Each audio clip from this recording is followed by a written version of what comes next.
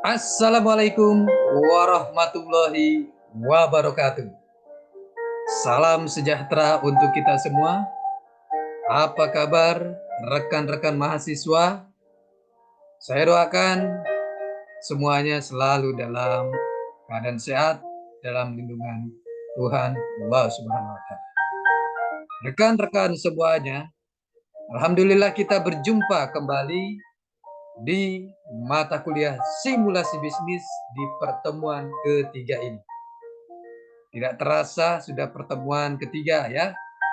Mudah-mudahan kita masih terus semangat untuk menjalankan mata kuliah simulasi bisnis ini.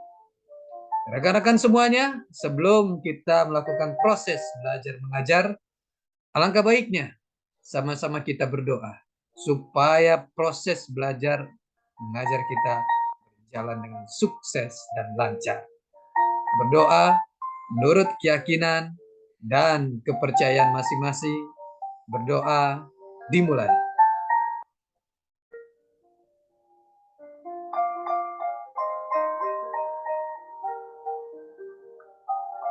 Selesai.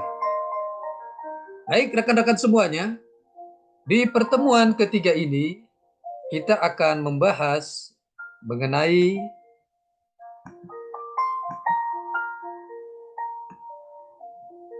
studi banding usaha sesuai dengan kajian bisnis dalam kelompok.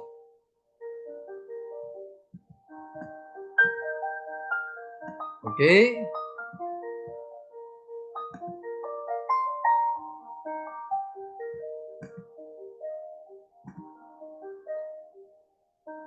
Studi banding usaha sesuai dengan kajian bisnis dalam kelompok.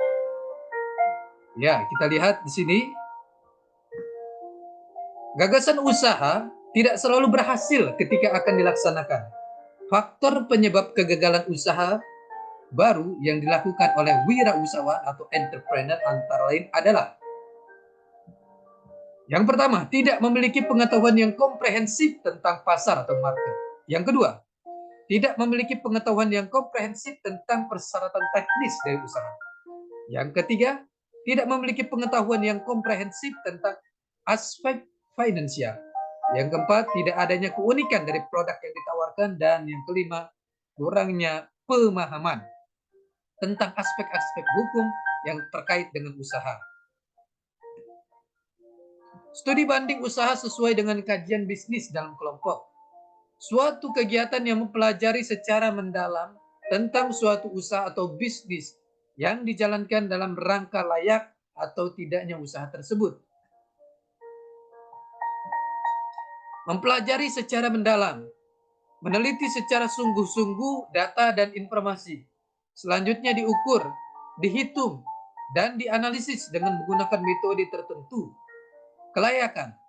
Apakah usaha yang dijalankan memberikan manfaat besar dibandingkan biaya? Bisnis. Usaha yang dijalankan memberikan manfaat baik finansial maupun non-finansial.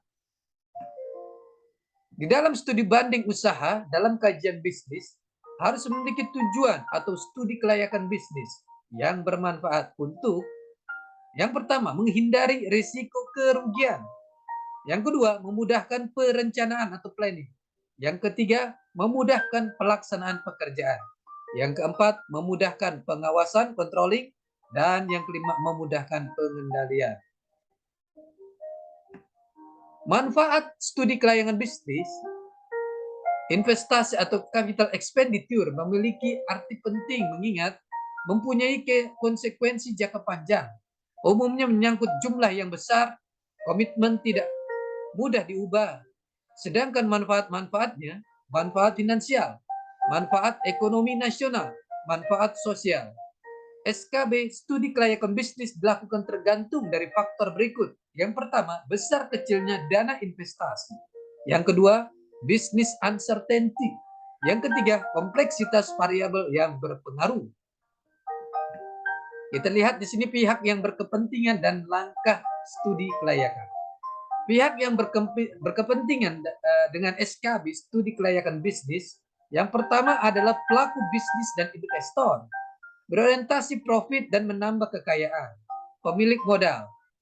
Kreditur, adanya keamanan dari dana yang disalurkan. Terjaminnya pokok pinjaman dan bunganya. Yang ketiga, pemerintah. Perluasan kesempatan kerja, penghematan devisa, dan juga pendapatan masyarakat. Masyarakat akibat positif bagi kehidupan masyarakat. Kita lihat di sini ya, di dalam tabel ini ada fakta lapangan, ada aspek pasar atau market, aspek teknis, aspek lingkungan industri, aspek manajemen, aspek keuangan, dan aspek yuridis. Tips penting studi kelayakan bisnis. Yang pertama, kelengkapan dan keakuratan data dan informasi. Yang kedua, tenaga ahli dalam tim studi kelayakan. Yang ketiga, penentuan metode dan alat ukur yang tepat. Yang keempat, loyalitas tim studi kelayakan. Faktor penyebab kegagalan. Yang pertama, data dan informasi tidak lengkap. Yang kedua, tidak teliti. Yang ketiga, salah perhitungan. Yang keempat, pelaksanaan pekerjaan salah. Yang kelima, kondisi lingkungan. Dan yang keenam, unsur kesengajaan. Bisnis proyek cycle. Kalau kita lihat di sini, ya ada goals, tujuannya identifikasi. Yang kedua, informasi gathering, preparation atau pre-selection. Ada analisis di sini, kita lihat appraisal. Yang keempat, evaluasi atau decision, investment criteria. Yang kelima, implementation. Ya, construction project, ada planning, business doing. Yang keenam, project operation. Yang ketujuh, monitoring and control in operation. Dan yang kedelapan, ada evaluasi dalam post project.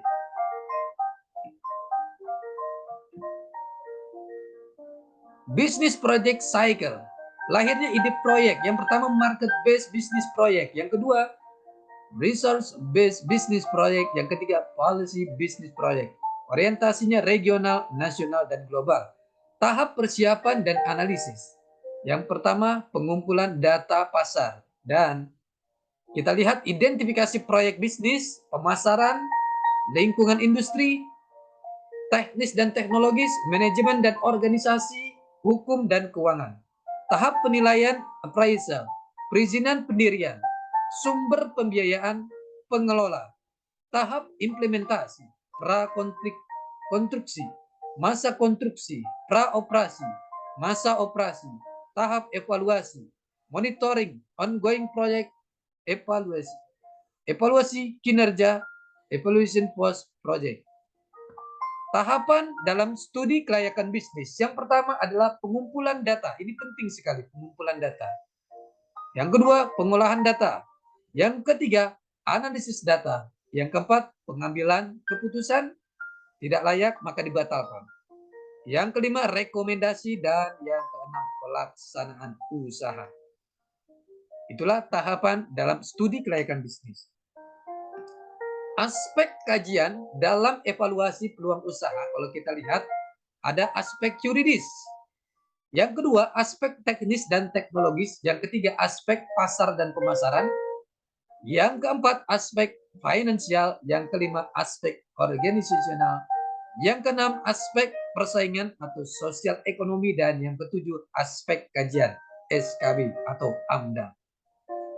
Yang pertama kita bahas, aspek yuridis. Aspek ini meliputi kegiatan kelengkapan, kesempurnaan, dan keaslian dokumen-dokumen.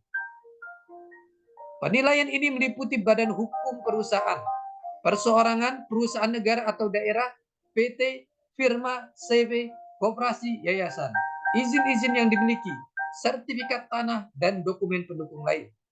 A. Pelaku bisnis. Bentuk badan usaha, identitas pengelola bisnis. B. Bisnis yang dijalankan. C. Lokasi dan waktu pelaksanaan. D. Perizinan usaha dan izin lainnya. E. Dukungan pemerintah dan masyarakat setempat. Bentuk badan usaha. Yang pertama, perseorangan. Pemilik hanya seorang. Pendirian tidak memerlukan persyaratan khusus. Bentuk organisasi cukup dengan manajemen sederhana. Modal tidak besar dan tanggung jawab berada pada tangan pemilik.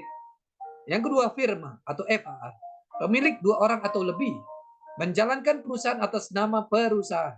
Pendirian melalui akta resmi. berita acara negara atau di bawah tangan kesepakatan pihak terlibat. Selanjutnya, bentuk organisasi besar dengan manajemen efektif, modal diperoleh dari mereka yang terlibat, tanggung jawab berada pada tangan pemilik sekaligus bertanggung jawab segala resiko yang timbul. Yang ketiga, perseorangan komanditer atau sipil. Persekutuan atas dasar kepercayaan. Terdapat sekutu yang bertanggung jawab. Terdapat sekutu yang bertindak sebagai pemberi modal. Dijalankan oleh sekutu aktif dan bertanggung jawab atas semua risiko. Tanggung jawab hanya sebatas jumlah modal atau terbatas. 4. Perseroan terbatas atau PT. Badan hukum didirikan berdasarkan perjanjian yang melakukan kegiatan dengan modal tertentu, di mana modal terbagi dalam saham dan memenuhi persyaratan yang ditetapkan undang-undang serta peraturan pelaksanaannya. Pendirian dilakukan atas perjanjian antara pihak yang terlibat. Bentuk sesuai dengan usaha, modal terbagi dalam bentuk saham, mematuhi persyaratan undang-undang dan peraturan pemerintah. Luasnya bidang usaha, kewenangan. Tanggung jawab yang dimiliki terbatas pada modal yang di-store. Berdasarkan kepemilikan, kalau kita lihat, perseorangan terbatas atau biasa, ya, perseorangan terbatas biasa. Pendiri, pemegang saham, dan pengurus adalah warga negara dan badan hukum Indonesia. Tidak ada modal asing. Yang kedua, yang B, perseroan terbatas. Perseroan terbatas terbuka. Perseroan, kalau kita lihat, perusahaan yang didirikan dalam rangka penanam modal dan dimungkinkan warga negara asing atau badan hukum asing menjadi pendiri, pemegang saham, dan pengurus. C. Perseorangan terbatas atau persero. Pemilik pemerintah melalui BUMN, kepengurusan tunduk pada aturan BUMN. Perusahaan ini biasanya ditulis persero di belakang nama perusahaan seperti Telkom Persero. Berdasarkan status perseroan terbatas, A. Perseroan tertutup. Modal dan jumlah pemegang saham memenuhi kriteria tertentu dan tidak melakukan penawaran umum. B. Perseroan terbuka. Modal dan jumlah pemegang saham memenuhi kriteria dan perusahaan melakukan penawaran umum sesuai peraturan perundang-undangan di bidang pasar modal. Contohnya PT Babel Internasional Tbk. Modal perseroan terbatas, kalau kita lihat, yang pertama modal dasar, authorized capital, modal yang tertera dalam akta notaris. Yang kedua, modal ditempatkan atau dikeluarkan atau isu capital, modal yang ditempatkan para pemegang saham, modal ditempatkan minimal 25% dari modal dasar. Dan yang ketiga, modal store, paid up capital, modal yang harus di-store para pemegang saham, modal di-store minimal 50% dari modal yang ditempatkan. Oke, rekan-rekan semuanya, ini adalah pertemuan kita yang ketiga. Sampai berjumpa di pertemuan-pertemuan selanjutnya. Tetap semangat. Assalamualaikum warahmatullahi wabarakatuh.